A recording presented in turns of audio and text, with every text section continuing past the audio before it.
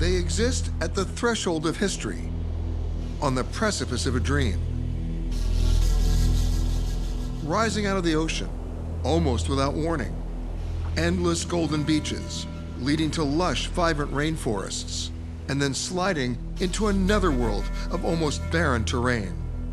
This almost insane combination of topography melds a continent's worth of landscapes, temperatures, culture, and experiences, and it's all within 8 small islands. I came here in search of history, of culture and tradition, unchanged by travel or travelers. These are the islands in the stream, separated from the rest of the world and yet accessible to those who know. And a destination where you can explore, immerse, and literally breathe, if Mother Nature lets you. I'm Peter Greenberg, and this is Hidden Canary Islands.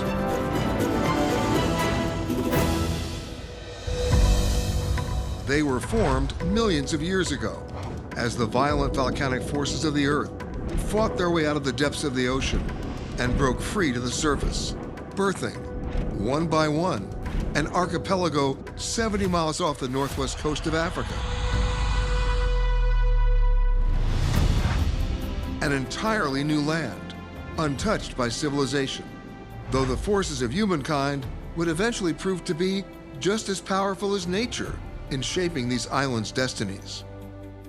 It's believed the first human settlers paddled over from Africa around 2,000 years ago and slowly spread across all of the islands. But it was in the 1400s, with the bloody arrival of Spanish conquerors, that the modern course of the Canary Islands was set. By the end of the 15th century, they became part of Spain, making Spanish the language of the land. And it was Christopher Columbus's last port of call before setting out to accidentally discover a new world, intrinsically linking the Canaries and the Caribbean, and eventually making the islands a jumping-off point for travel to the Americas. But ironically, today, the Canary Islands are a mystery to most travelers who are unfamiliar with their location, or even the meaning of the name, derived not from the bird, but from the Latin word for dog, Canarius. Because of its location and year-round temperate climate, it's a regular vacation destination for many Europeans. But as you look closer at these islands, past the beaches and resorts, you find rich cultures shaped by the diverse blend of its residents, who think of themselves as having a European mind and a Caribbean soul. I started my journey near the middle of the archipelago, in Tenerife. This is the largest of the Canary Islands and the most populated. It exemplifies the Canaries' reputation for permanent good weather, earning the nickname the Island of Eternal Spring. It's the most visited island and has sometimes been called the Cancun of Europe. Travelers hopping on a short flight to head directly for a beachside hotel. And as beautiful as those beaches are, some sandy gold, some black from the volcanic soil, that's not where you're going to find the soul of Tenerife. It's in the land outside of the capital. And in Tenerife, it's not just what's on the island, but what surrounds the island. It's the ocean. You can whale watch here, and there are companies that will do that for visitors. But you can find a more private experience, one with a purpose. With her company Whalewise Eco Tours, Mercedes Reyes brings travelers to these waters west of Tenerife, an area officially accredited as a whale heritage site. It's a program that recognizes destinations that practice responsible and sustainable whale watching. Piece of cake. Right there. Literally. There they are. Right there. For Mercedes, that means powering a boat with as small of a footprint as possible. Her boat's equipped with a combination of solar panels and low CO2 and electric engines, in addition to cameras and a whole array of state-of-the-art technology. Even with all that equipment, you never know when you're going to find the whale. Yeah. For that we need our eyes. 1/3 of all the whales and dolphins of the species of the world can be seen here. We are next to a main migration route, a main current of the ocean. Everybody's coming through here. Everybody's coming. We're the nice restaurant in the middle of the highway. Oh, Right here, look at this. a mom and a baby. You can't beat that. Yeah. And today, the first animals we spotted were dolphins. Right there, right there. Right Here there. they come, here they come. Whoa. Hello, Yeah. they came to say hi. Yeah, they're playing with us now. As we approach the spot where the whales frequently hunt for squid, you just shut the engine down, go into electric. The silence takes over, and then listen for the sound of the water spouting from the whales. And you look for the fins breaking the surface. That's the only sound you hear. Look, Peter, there they are. Right straight ahead. Oh, A I whole see pod them. of They just came out of the water, right yeah, there. they're resting on the water. You see them? This is not just a typical tourist photo op. You're part of something bigger than that. You're an active part of a research operation here. We are collecting data for many projects here, for the government and our own projects. Basically, there's so much things that we want to do, but we're focusing on conservation first. As part of the data collection, you even get the chance to eavesdrop on the whales' conversation. This is the hydrophone. It's gonna pick up the sounds of the whales, and now we can listen. Do you hear that? Yeah. Yeah. And those are the juveniles talking? Yeah, and when they repeat the signal, it could be mother calf calling. It's a whale boombox. Yes. And I think they're even calling my name. So we headed back near the shore, where it was safer for me and the animals, so I could take a closer look at the wildlife in this amazing underwater world.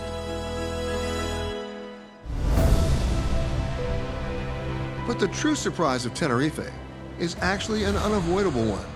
Just about everywhere you are, on the water, at the beach, in the forest, you find yourself looking up at the largest mountain in Spain.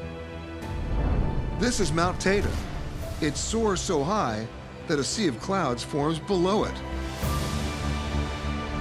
And it's the central feature of Teide National Park, the source of the untouched lava flows, hardening and layering together to create this stunning landscape. It is this alien-like terrain that has made Teide National Park the most visited site in the Canaries. But the locals know when to go. That's when the sun sets and the tourists leave. By day, it's imposing, but by night, it hides a bigger secret.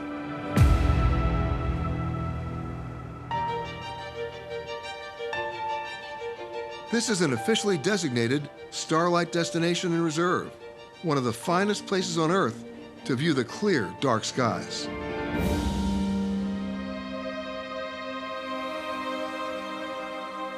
So quiet. Yes, at the end of the day, we can discover the sound of silence. Juan Ledesma, a local astronomy teacher, brought me to a quiet pocket of the park called the San Jose Mines, where the terrain transports you to other worlds. This is really about as close as you can get to a moonscape. Or even Mars. The landscape of the national park is so similar to Mars that they field tested the rovers here, preparing to explore the distant red planet. But here, the celestial bodies feel very close. The day has gone, and just we can see Venus and Jupiter, 2 planets overhead. With the naked eye. At naked eye, of course. And Juan had an array of technology to bring us even closer. Astronomical binoculars, Oh my God. a specialized astrophotography camera, So you can see all the craters Yeah, and even some of the old seas, right? yes, surrounding the craters. and a Dobsonian telescope, optimized for viewing faint, distant objects. Tonight we can see planet Jupiter. It's amazing because it's like a bright dot. Oh yeah. Yeah, in the center of the eyepiece. Where we are right now is ideal for dark sky viewing. Yes, most days we have clear skies. In this one spot, you can see the majority of the 88 constellations, both northern and southern hemispheres, and mostly everything else in the heavens as well. The International Space Station is just rising from the south. There it goes.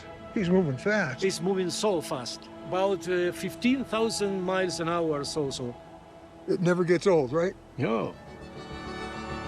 What are the lessons that you learn here? When you come out here, what has it taught you? We are not in the center of the universe. We must be humble. Once you put it in perspective, you realize how small you really are.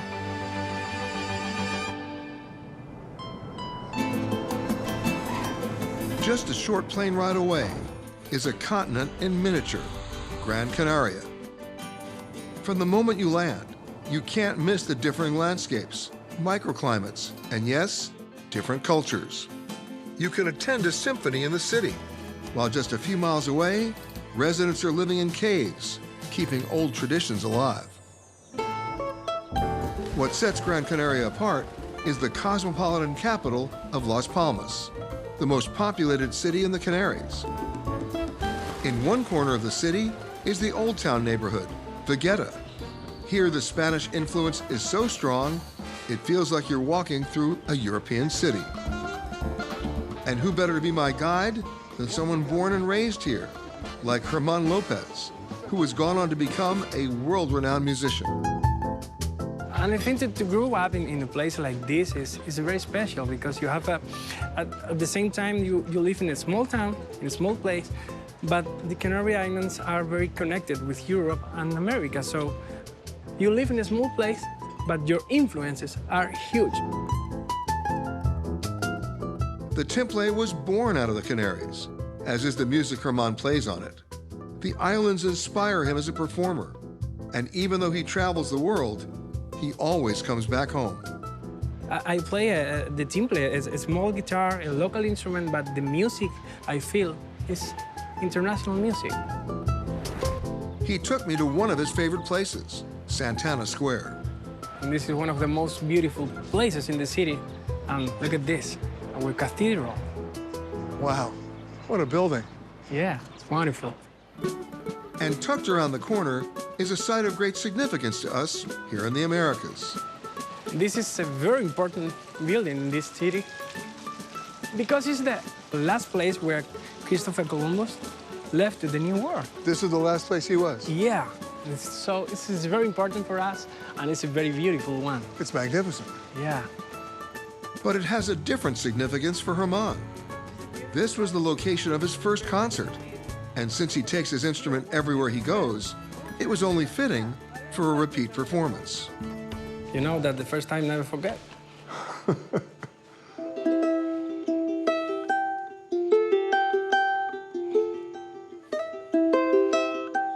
The music that comes out of this small little string instrument is delicate. It's soothing. It's enchanting. And then you give it a sense of place as to where you're listening to it in, and it takes on new meaning. That was beautiful. Thank you very much. Germán has been a gifted player since he was a child, but you're never too old to start learning. Okay, I put it on. And I know that, look into your eyes, I know that you are a great musician. Try it. A duet? Okay, Let's go. here we go. Wow.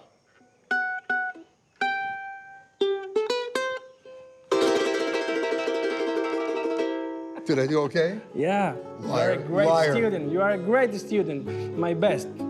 Total liar.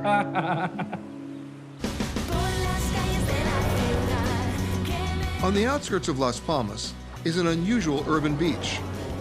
A 2-mile stretch of golden sand, lined by a boardwalk full of cafes and restaurants. Here's where you'll find the longtime locals, mixed in with the newly arrived digital nomads, who discover they can work from anywhere and also play from right here. We decided that living in a city and being stuck down to one place when you could be out here on the beach. It's a small town neighborhood of Las Palmas where everybody's connecting to the beach, it's connected to the lifestyle, it's connected to the surf. Born and raised steps away from the beach, Guillermo Morales Mateos knows just about everybody here. And he also knows what attracts them. This beach is unique in the world because we have a reef, a barrier. When the low tide goes down, it's like a massive swimming pool. Guillermo has created the perfect lifestyle for himself, to work and play all at the same time. Running paddleboard classes, Y el cuerpo aquí abajo, ¿vale? Eso es. Ahí. Ahí, por la izquierda. No bajes tanto el cuerpo. Sí, estuvimos en toda la zona esa de ahí. If you want the best experience on Gran Canaria, all you have to do is ask. Meet the locals, meet the culture. We have beach, we have the people. People from Gran Canaria and the whole Canary Islands have a really warm heart. They will hug you, they will kiss you, and yeah, it's the place to be. It's the place to be. Well, it's certainly one of the places to be, out here on El Hierro. It feels like you've reached the end of the world. It's the westernmost Canary Island, the farthest from mainland Spain. And it feels remote even from its neighboring islands. El Hierro is quiet, more rural, but the natural beauty is no less magnificent. The gnarled juniper trees shaped by years of trade winds, bonanza rock rising out of the water, the pathways winding through forests. Here at the world's edge, El Hierro is working towards creating its own brave new world, and for all its residents of all sizes. The name Giant Lizards of El Hierro may make you think of something. Well, giant. And they are, relatively speaking. Roughly 3 pounds bigger than other species in their lizard family. But even more remarkable than their size is their comeback story. Well, the Hierro giant lizard was rediscovered in 1975. Pretty recent. Yeah, but they near the extinction. Like a real-life Jurassic Park, Miguel Rodriguez runs the Center for the Recovery of the El Hierro Giant Lizard. The mission? To undo humanity's past destruction. The facility is nestled at the base of the mountains that the lizards call home. Vapes, the original inhabitant of the islands, feed on. So they used to eat them all. Yes. And now? And now the problem are the feral cats, the principal predator. So they're eating them. Yes. They had once thrived all over the island. But in addition to overhunting, the lizards had their habitat destroyed by the Spanish invaders. They're still endangered. Yes, of course. Yes. In 1985, their rescue began, using science to make this nearly extinct species roam the earth once again. Right now, we have an ambitious recovery program where we release the lizards into their former habitats. Here, the lizards are studied and bred in captivity. In addition, the center is open to the public, so visitors can learn about the giant lizards up close and in person. Okay. Back at the center, I was invited to assist in the lizard intake process, starting with measuring and weighing. Whoa! It's one thing to observe an animal, it's another thing to participate in its preservation. 439. 49, okay. I'd never handled an animal like that before. Okay. And I certainly had never inserted an electronic chip like that before. How far do I go down? Yes. Behind the skin, okay. Right there? Okay. Right there? Okay, yeah. Okay. Okay, perfect. That's it? We got it? Yeah. Okay. It was pretty wild. Ladies and gentlemen, Lizard GPS. In Miguel's 25 years on the island, he's seen the population of giant lizards grow from 100 to 800, but the work must continue to make them self-sustaining. At the moment, they depend on us. The idea is that, in the future, they can reproduce on their own and survive without the help of humans. This is the ultimate goal. To set them free. As proof that the population is growing, here's one more lizard that's ready for life on the outside. Whoa! He's gone.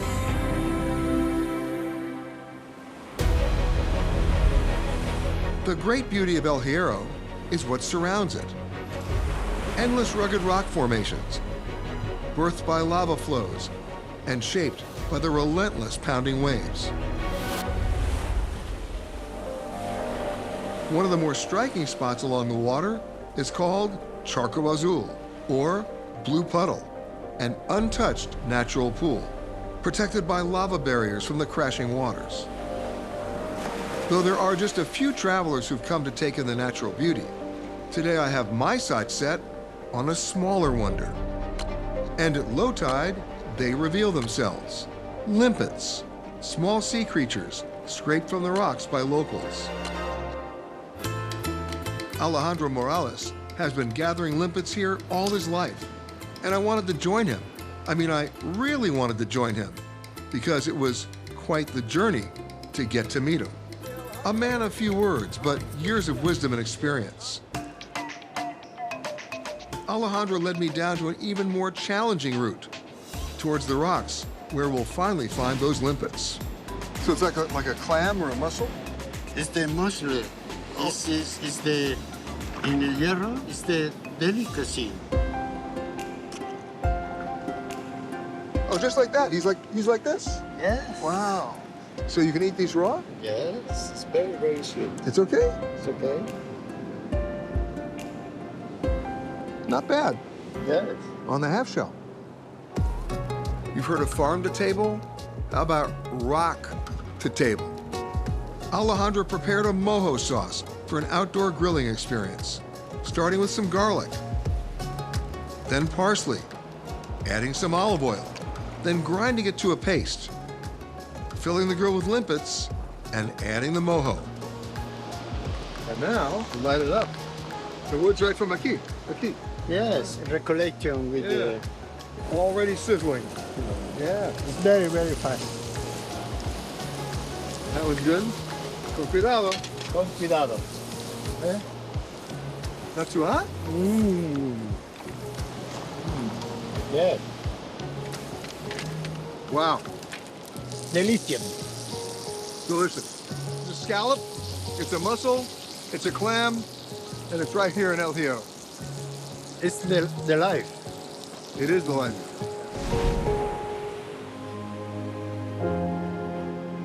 For my next island, I chose to go by ferry to La Palma, tucked in the northwest corner of the archipelago.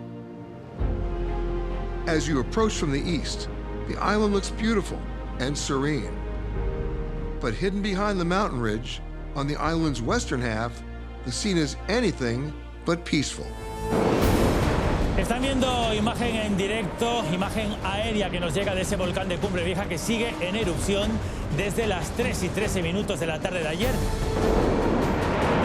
Back in 2021, the initial news reports were both vivid and shocking. The first volcanic eruption in the Canaries in 50 years. It's awe-inspiring, and it's frightening. But how do you understand this? Put it in context. I connected with local volcanologist Nera Sanchez Jimenez. She's been studying volcanoes like this for years. In fact, this is her life. It's one thing to know that you are living in a volcanic island. It's another thing is to realize that you have a volcano under your feet. And that volcano is expanding the size of the island foot by foot. It's a marvel of nature's power that also brings great destruction. Yes, the volcano erupted in one place where there are a lot of houses. More than 1,000 houses has been destroyed, but also I think there are more than 8,000 people that has been evacuated. It's one thing to watch something erupt. It's another thing to hear it. People are really surprised for the sound of the volcano. Some days ago, the volcano was doing a noise like boom, boom, boom, boom, all the time. It is surprising and sometimes it's bothering. Yeah, we don't know when it is finishing, but I would like that people realize that the destruction of the volcano, the consequences, and maybe the opportunity for the future. And for Neres, in addition to learning about the volcano, she's also found insight on the people of La Palma. When people have lost everything, you talk with them and they still say that, well, this is things happen and we have to stand up again and go on. So I think this is the most important thing. The ash blanketing the ground has temporarily dulled some of La Palma's natural beauty, some of the greenest, luscious areas of the Canaries. The sloping hills, the pine trees clinging to the mountainsides, that contrast with the barren vistas on the southern half of the island. Atop the mountain ridges, a series of telescopes take advantage of La Palma's minimal light pollution to scan the heavens, including the largest optical telescope in the world. Down by the water, much of the coastline is rocky, attracting only scattered beachgoers. And overall, La Palma is one of the least visited of the Canary Islands, relying heavily on agriculture for its economy, an industry heavily impacted by the recent volcano. This is amazing. This is all ash. Yes, we stay near more than 6 kilometers from the volcano, and all the days have something like this. Over the cars, over the plantation, the volcano affects all the island. But still, you're growing bananas. Yeah. Fran Garlas is a farmer at one of La Palma's 5,000 banana plantations, which account for nearly 30% of the island's economy. And if you ask the right person, they're all too happy to share what makes Canarian bananas different from any others in the world. So this is all the bananas. Yes, this is the banana, under the banana leaves, one of the biggest leaves in the earth. This plant needs a lot of water, about 20 liters per day. It's a big plant and grows so quick. But why do they grow so well here?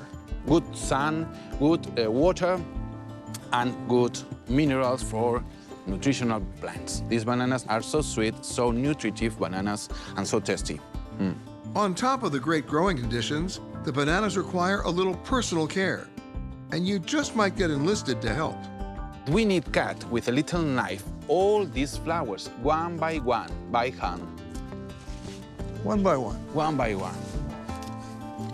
Every banana gets this personal touch, and maybe that's why the people on this island insist they're the tastiest bananas in the world, though it may also be because this strain of banana has a much higher percentage of sugar. But these bananas are also challenged. All that sweetness disappears if the banana skin is damaged by volcanic ash. We can see the ashes. We move the plants. Oh my goodness. To fall down. Does it hurt the bananas? Yeah. Destroy the skin. Normally, in this society, we eat by the eyes. The banana skin have a lot of damage. It's not useful for the market. And the ash isn't the only problem. The lava has burned through hundreds of acres of plantations and cut off essential irrigation systems. The lava destroy the pipes, and we haven't got water in the other side. Then the bananas are so dry.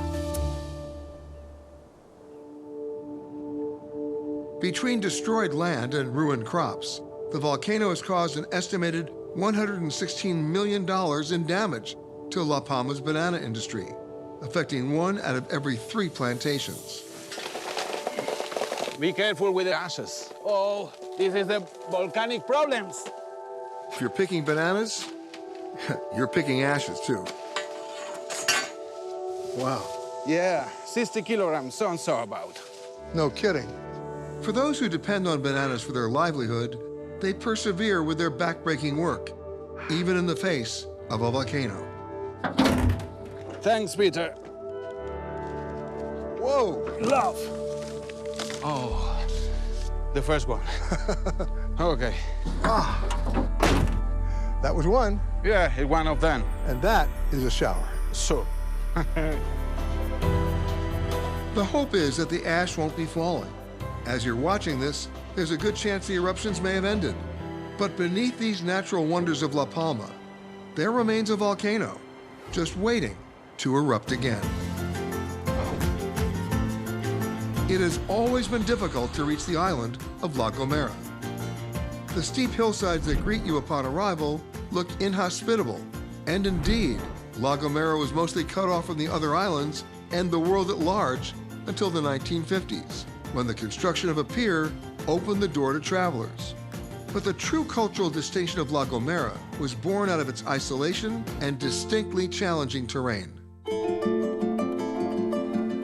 The rugged, soaring cliffs and deep valleys may make for beautiful photo ops, but imagine what it must have been like before cell phones, or even landlines for that matter, to communicate over distances as far as 3 miles away, village to village.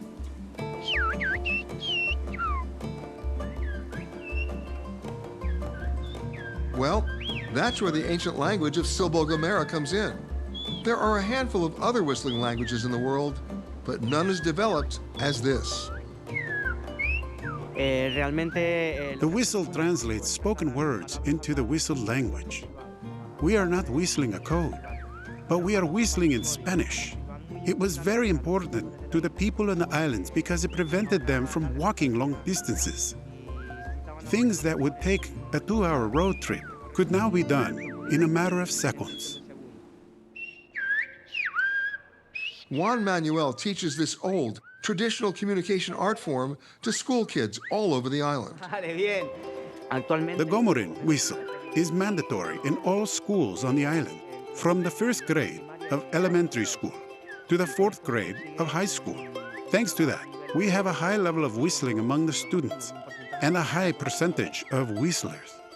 I came in just in time to catch a whistling class in progress. Muy buena, él es Peter. What is this? And what looks easy? Trust me, it's not. Forma, the finger like this, okay? Yes, the ellipse. My grandfather. But you need to put the points more into like this? Yeah. And but Stop that laughing. Today, those born before 1950 were taught by the elders at home. But due to the advancement of modern conveniences, the language almost died out. It is important to preserve the whistle. If we do not teach it to the younger people today, the older people, the ones who still know the whistle, will eventually disappear. And so will the whistle. The idea is that these new generations will continue to pass the knowledge on to the future generations, and thus preserve this almost hidden language. Would you like to say something in my ear? Oh, sure. You have a very beautiful island. It's one thing to make a sound. It's another thing to understand what they're saying. I failed at both. I am a bad whistler.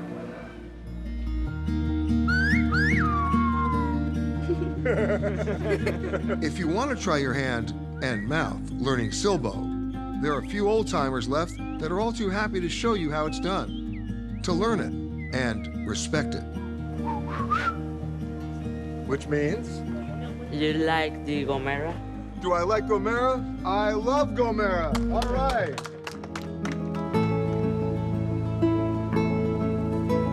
The main activity on La Gomera is hiking, and people travel from all over the world to explore Garahane National Park, a lush forest blossoming out of the volcanic soil and nurtured by the flowing springs and streams. La Gomera is pure nature. It's so clean, there's no pollution. And not that many people know about it. No, which is a good thing. So this is your special place. Yes, it's my magic enchanted forest. There are very, very few American expats on this island. Karen Summers is one of them. She's found her own very special separate piece here, and she's happy to share it, of how a woman from Detroit shows up as an acupuncturist in the middle of this island. About 25 years ago, I came to visit my mother on holiday because my mother's English and she was living in Tenerife. I got to the islands and they're just, you've seen the air, the light, they're magical. So I just had to come back and stay. And you've been here ever since? Yes, and even when I thought, okay, I'm leaving, I'm going somewhere else, I always come back. Within minutes of talking to her, you understand completely why she fell in love here, and even more importantly, why she stays here. You're always in contact with nature. Where I live right now, it's like 5 minutes I'm on the beach, 20 minutes I'm up in the mountains. I'm not here for the nightlife or the discotheques. There isn't any. I'm here for this, the nature, to be able to walk in the forest. And what gets me is the quiet. There's no sound other than the stream. Yeah, exactly, exactly. I mean, stop a second.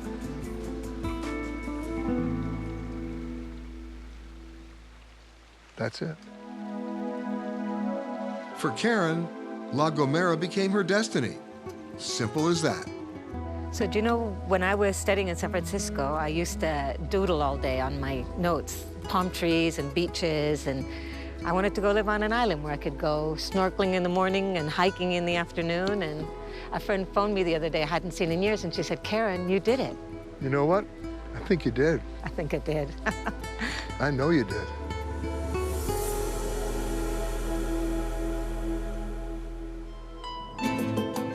Sitting the closest to Africa's shore is Fuerteventura, the second largest of the island. The locals here will argue that it's got the finest beaches in the Canaries. And if you don't like the beach, then you better love the desert, because it's everywhere.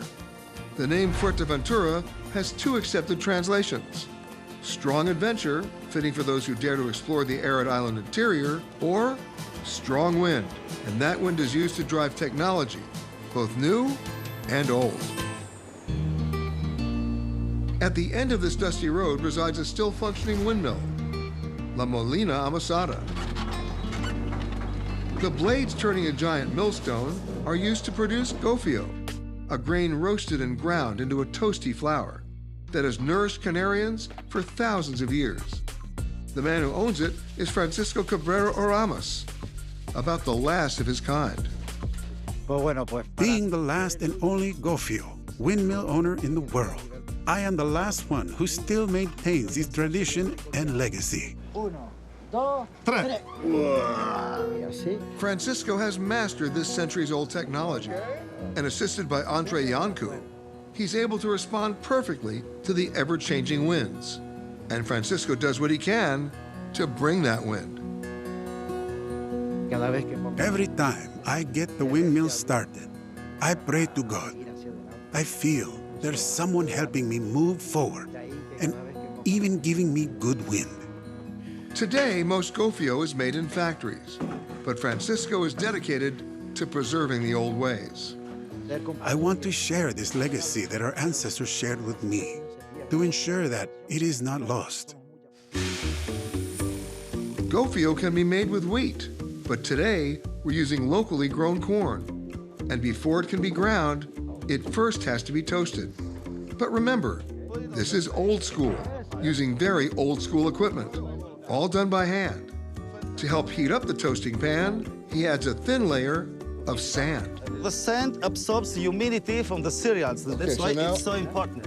More. Más rápido? Rápido, okay. Eso es. A stir. Vuelta, sisa. Okay, vuelta. Okay. It's really a thing of feeling, because if not, you burn everything. Wow. And this is the last part, of course. Okay. We don't want to eat the sand. We want to cook with sand, but not to eat the sand. Así, quitamos la arena. A shake. This is ancient popcorn. Smells like popcorn. And a pour. Okay, I got two thumbs up now. Okay. There's a lot to be said for old school. This is old school on parade. This is the way they've been doing it for hundreds of years. And it's nice to see they still are. When the wind is good for grinding, I load the hopper with grain and open the shuttle. And the grain starts feeding down slowly and falling onto the stone. And when it is grinding, I need to touch the gofio so that I ensure it has the ideal texture. It's something that I share with anyone who comes nearby. And if you time it right, you might just get dessert. It's called paella de gofio. Can put a little bit gofio inside. Bastante? Sí. Un poquito más o un poquito más. Más. Oh, más. Add a little water. Un chorrito de aceite. That's called shaking the stomach. I got it. Exactly. A little oil. Shaking. Some sugar. And here comes the surprise move. And this, you have to put it on your leg. You mix it on your leg? And the heat of your leg, and so you mix it on your leg. Eso. Exactly. Eso. Ooh, my leg is feeling It's good. like plastered, yeah. What is the result of all this hard work? my first paella de gofio. And with a few cuts... It's sweet, it's good. It's sweet, toasty, it's delicious. It is toasty. It doesn't get more artisanal and authentic than this.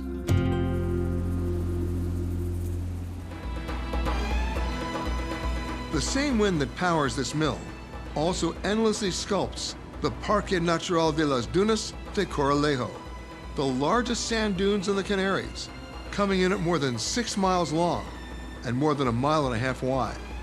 Rumor has it that the sand was blown here from Africa and the Sahara Desert. But that story still remains an island myth. Another rumor that there's so much sand here, they invented another way to use it.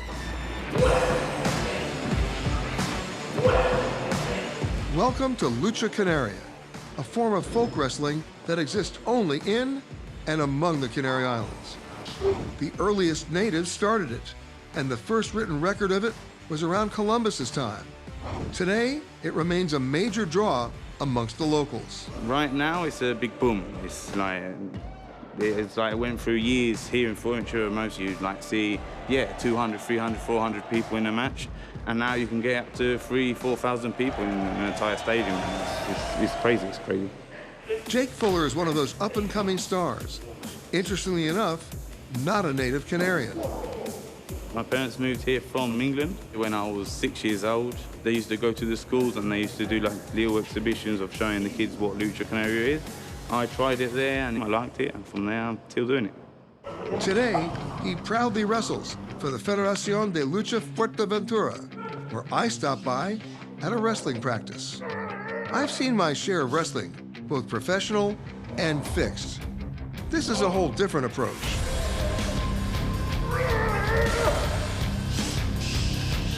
And Jake was all too happy to share with me the finer points of Canarian wrestling. How are you, Jake? Hey, perfect, yeah. This is quite a sport. Yes. And why is this different from other kinds of wrestling? If you compare it to the American one, say in a way, it's here you're always in contact. Whoa. If you can see, you're only touching the sand with your bottom of your feet. Once your knees, your hands, something touches the sand, you're... The minute you hit the sand, you're done. You're done.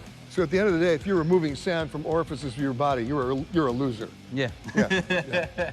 And down. One thing's watching it, one thing's trying it. So why don't you go and get suit up, I'll wait for you in the center. You want me to do this? I want you to be in the center with me.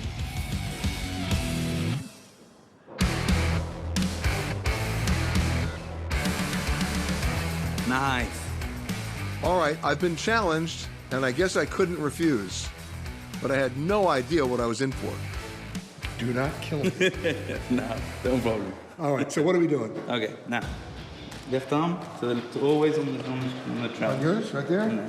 On this one, now you come down, but this arm you can either get the other side, or you can come up to my back if you want. However you want. So I can do this? You can do that, anything, but you always got to stick your shoulder to my shoulder, right. And we go over here. Jake gently walked me through the basic technique of this kind of wrestling. Oh, I didn't know about that. Yeah, you can go there. But it didn't prepare me for how fast it was going to be before I was eating sand. But this is the thing, you got to... This is a perfect example of trying something out of your comfort zone. Although I've got to warn you, you're also going to immerse yourself in the sand. I think I have to thank Jake for being a really good sport and not putting me in orthopedic surgery. I'm going to quit while I'm behind.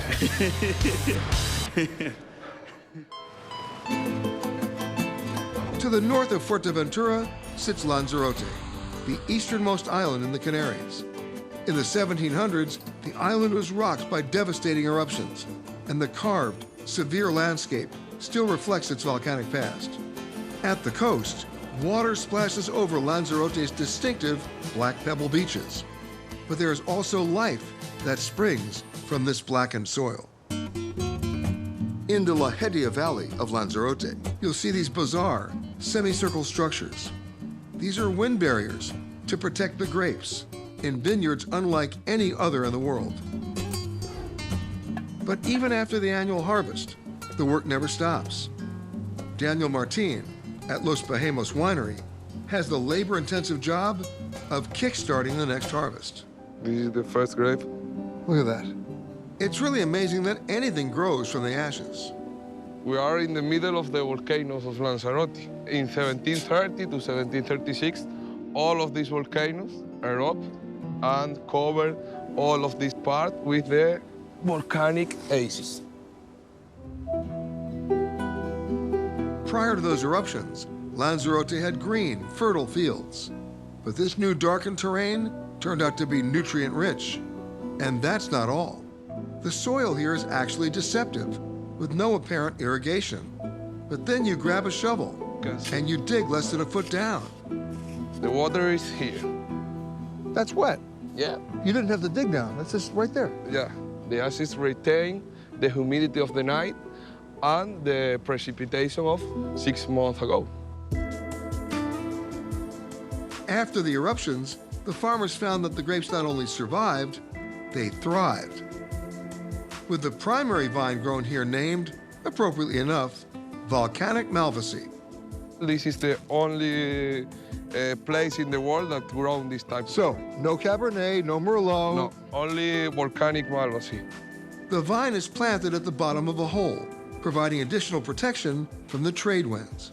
And today, Daniel put me to work, pruning vines and repairing walls, built of an endless supply of lava stone rocks. Yeah, how do you like that? Yeah.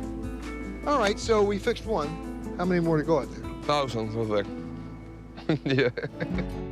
These fields require a lot of labor, so the yield is lower than traditional wineries. But once the grapes are harvested, processed, and then aged in French oak barrels, the taste is distinctly Canary. All right. Salute.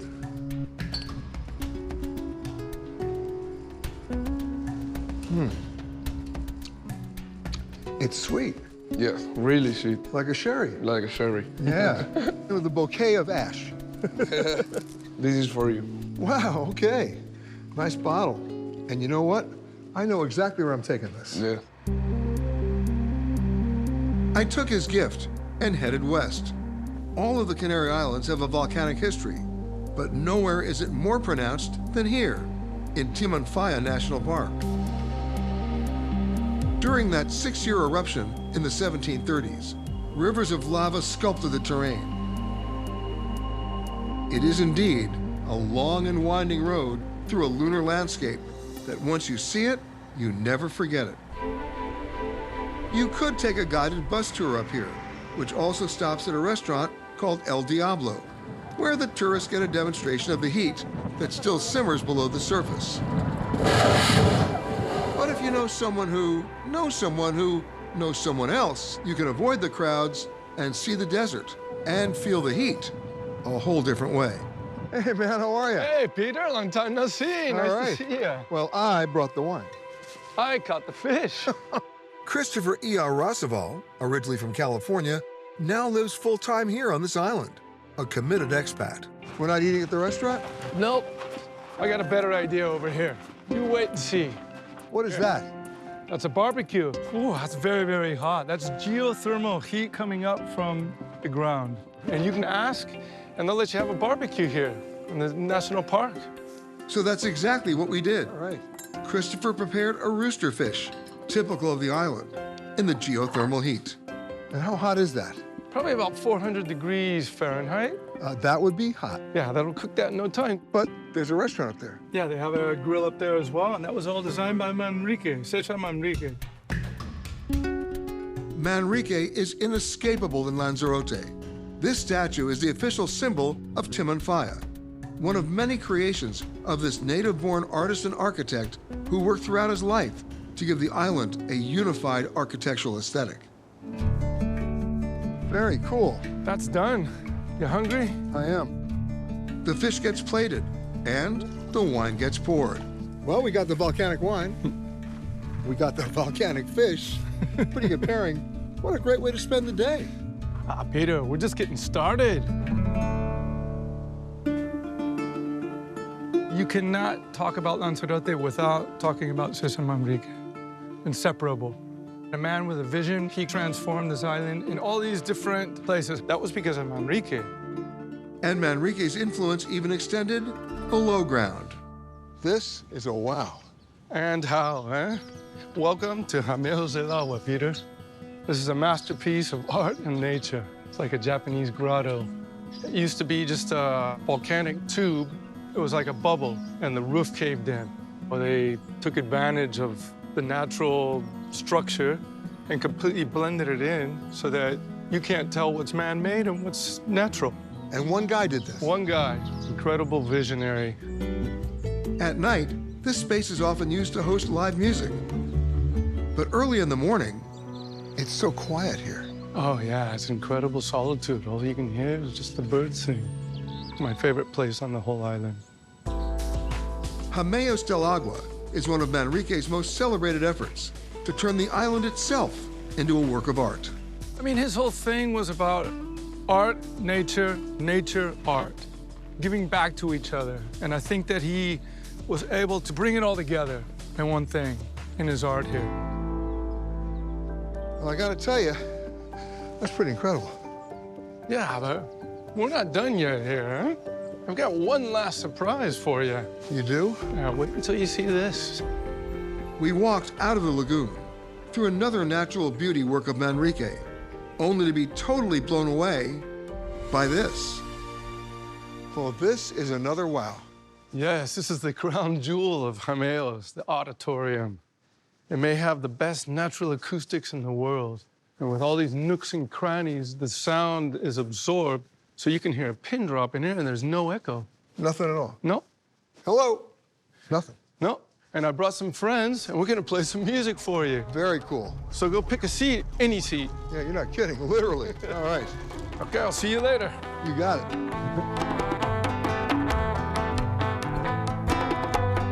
Christopher often performs with his band, made up of some of the finest musicians in the Canaries. It's one thing to admire the unbelievable architecture and design of this natural acoustic wonder. It's another when they start playing. This is unplugged at its best. It's a unique blend of Spanish and African sounds, some Arabic thrown in, otherwise known as volcanic fusion. It's perhaps the perfect way to experience this amazing space and sound.